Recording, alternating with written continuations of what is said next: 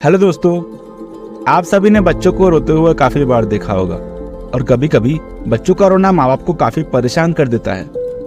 पर जन्म के बाद जब पहली बार बच्चे रोते हैं तो माँ के लिए सबसे खुशी का पल होता है। लेकिन क्या आपने कभी सोचा है कि जन्म के तुरंत बाद बच्चे रोते क्यों है? इस बात को समझने के लिए हमें थोड़ा पीछे जाना पड़ेगा। तो चलिए।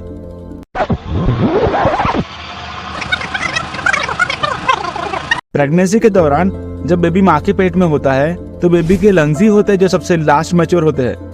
और वैसे भी लंग्स सांस लेने में काम नहीं आ सकते क्योंकि पेट में बच्चा पूरी तरह एमनियोटिक फ्लूइड में डूबा होता है। इसी कारण उसे जरूरी न्यूट्रिशन और ऑक्सीजन अम्बिलिकल कॉर्ड के द्वारा प्लेसेंटा से मिलता है। जन्म के तुरंत बाद डॉक्टर अम्बिलिकल कॉर्ड को बीच से दबाकर कट कर देते हैं।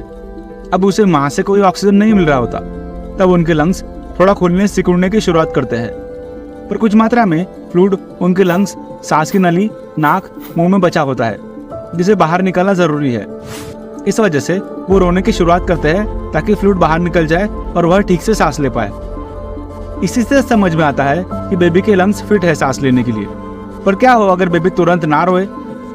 बात यह है कि काफी बच्चे स्ट्रांग, हेल्दी और पिंक होते हैं और जन्म के बाद हाथों पैरों के मूवमेंट भी करते हैं। इसके बावजूद हो सकता है वो कुछ मिनट तक सांस ना ले। डॉक्टर यह बात अच्छे से जानते हैं, पर कुछ बच्चे हेल्दी पिंक नहीं होते और उनको सांस लेने में तकलीफ हो रही हो तब डॉक्टर को थोड़ी सावधानी बरतनी पड़ती है। सक्शन पंप का भी यूज किया जाता है मुंह या सांस की नली में कुछ फंसा हो तो उसे क्लियर करने के लिए। सबसे पुराना तरीका है पीठ को थपथपाने का या उनके पैरों को टिकल करने का। इससे बेबी को दर्द महसूस होता है जिससे वो जोर से रोना शुरू कर देते हैं। हालांकि ज्यादातर डॉक्टर मसाज भी करते हैं। इन सब बातों से भी अगर बेबी ना रोए तो फिर उसे आईसीयू में शिफ्ट करके ऑक्सीजन सप्लाई दिया जाता है। तो देखा आपने, इस तरह जन्म के तुरंत बाद बच्चों का रोना कितना जरूरी है।